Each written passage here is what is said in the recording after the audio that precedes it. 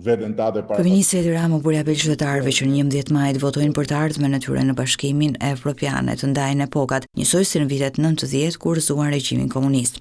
Gjatë komunikimit në rrjetet sociale, kryeministri Edi Rama shpjegoi se në 22 mars në vitin 92, vota e shqiptarëve ishte gjeopolitike, njësoj duhet të jetë edhe në 11 maj, pasi Partia Socialiste është e vetmja që mund të bëjë realitet anëtarësimin UE. Për herë të parë që atëherë në 11 maj ishte një votë gjeopolitike për të hyrë në Bashkimin Evropian. A do të hysh në Musa në Bashkimin Evropian, as do të hysh. Apo për mustaqe dhe kujtim gjuzit, do sakrifikosh veten tate para pasqyrës, që do të vi zor nesër kur thush, jo, nuk votova unë për të hyrë në Bashkimin Evropian, se në Bashkimin Evropian Shqipërinë e fut ky që shef këtu me Partinë Socialiste, nuk e fut bufi kënetës. Kryeministri Edi Rama kërkoi një mandat të 4 të fortë në mënyrë që procesi i reformave të mos ndalet.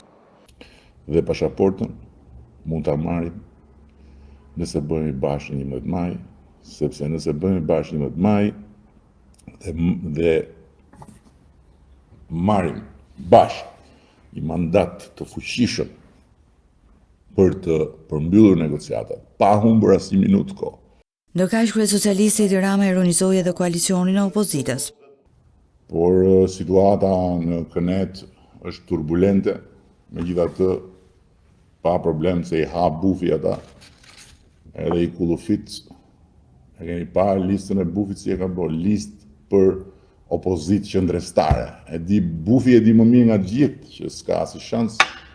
Më pas kryeministri Edi Rama zhvilloi disa takime në qarkun e Beratit. Në Kuçova i bisedoi me sipërmarrësit e sektorit agroturizmit në lidhje me mundësitë e reja të financimit për zhvillim rural, siç janë kredia e butë e garancia sovrane.